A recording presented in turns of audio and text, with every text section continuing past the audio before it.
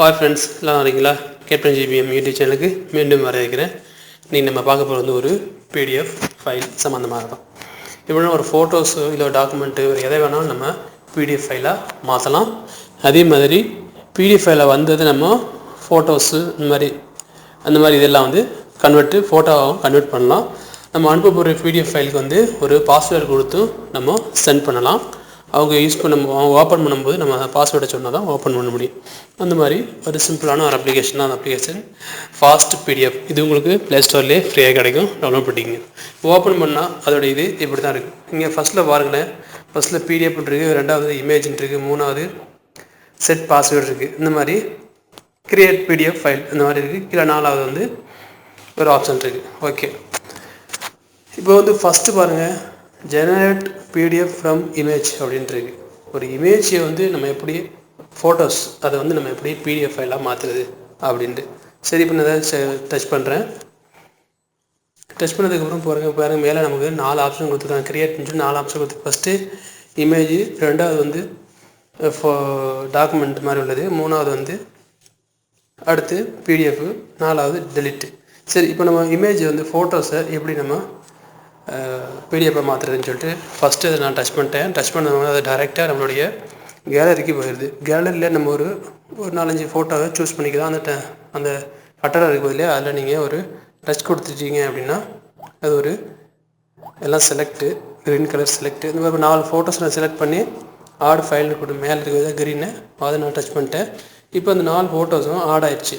Add ஆனது இதில் எதுவும் தேவையில்லை அப்படின்னா தெரியாமல் டச் பண்ணிட்டீங்கன்னா நீங்கள் இதை டச் பண்ணி கேன்சல் பண்ணிக்கலாம்.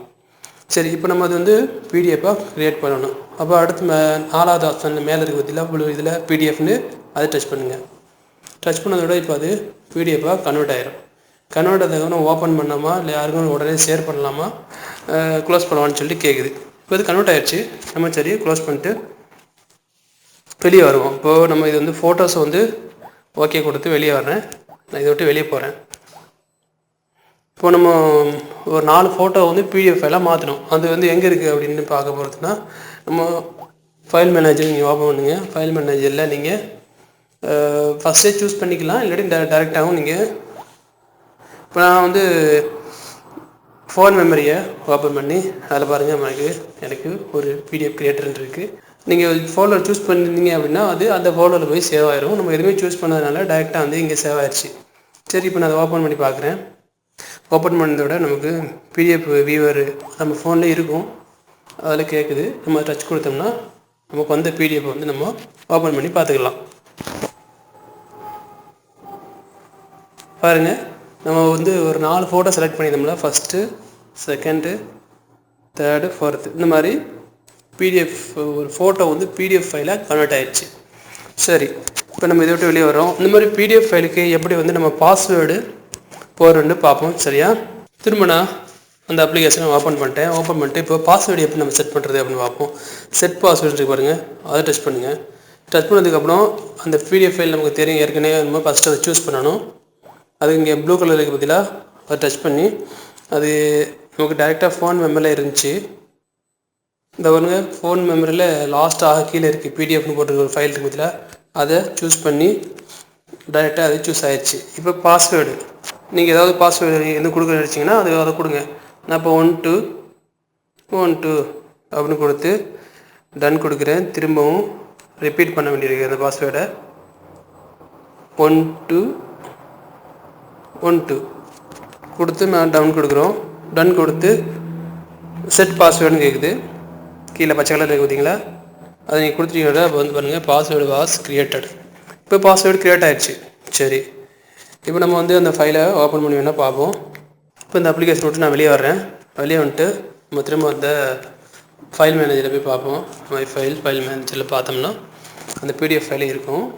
ஃபோன் மெமரியில் தான் நம்ம அது வந்து சேவில் இருந்துச்சு, ஃபஸ்ட்லேயே இருக்குது. இப்போ நம்ம டச் பண்ணோம் அப்படின்னா அது வியூவரில் கேட்டாலும் ஆனால் நம்ம பாஸ்வேர்டு செட் பண்ணியிருக்கோம். இப்போ அது டைரெக்டாக ஓப்பன் ஆகாது.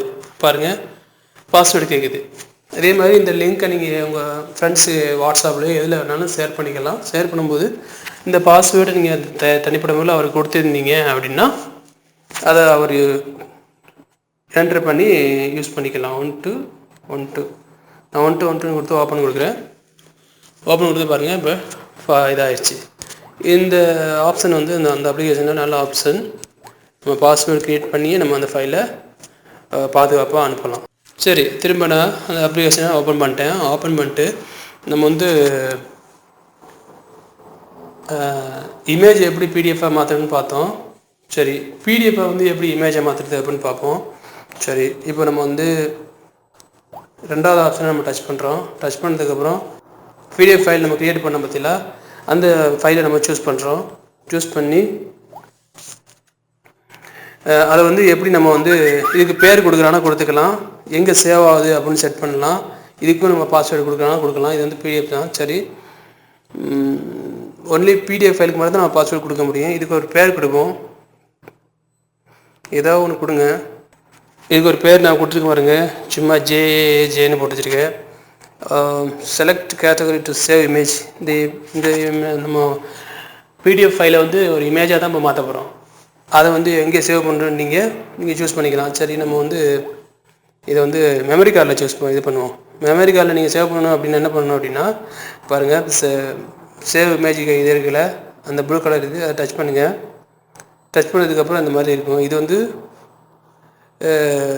மெமரி கார்டு வேணுமா, உங்களுக்கு ஃபோன் மெமரி வேணுமா அப்படிங்கிறது அந்த மேலே இருக்குது பார்த்தீங்கன்னா ஒரு 4-3 புள்ளி, அதை டச் பண்ணால் இங்கே சேஞ்ச் ஆகும். இது பாருங்கள், எஸ்டி கார்டு இருக்குது. எஸ்டி கார்டு கொடுத்துட்டேன் அப்படின்னா இது வந்து மெமரி கார்டில் வந்து நான் இப்போ சூஸ் கொடுக்குறேன். சூஸ் கொடுத்து இப்போ நம்ம ஜெனரேட் பண்ணுவோம். ஜெனரேட் 1212 கொடுத்து ஜெனரேட் கொடுக்குறோம். பாருங்கள், இப்போ ஜெனரேட் ஆகிடுச்சு. ஃபினிஷ் ஆகிடுச்சதுக்கப்புறம் நீங்கள் வந்து நம்ம இந்த இமேஜ் எங்கே சேவ் கொடுத்துருந்தோமோ அது அங்கே சேவ் ஆகிருக்கும். சரி, நம்ம போய் இதில் மெமரி கார்டில் தான் நான் சேவ் பண்ணேன். இப்போ நான் மெமரியை ஓப்பன் பண்ணி பார்ப்போம். அதில் நம்ம அந்த ஃபோட்டோஸ் சேவ் ஆகிருக்காண்டு.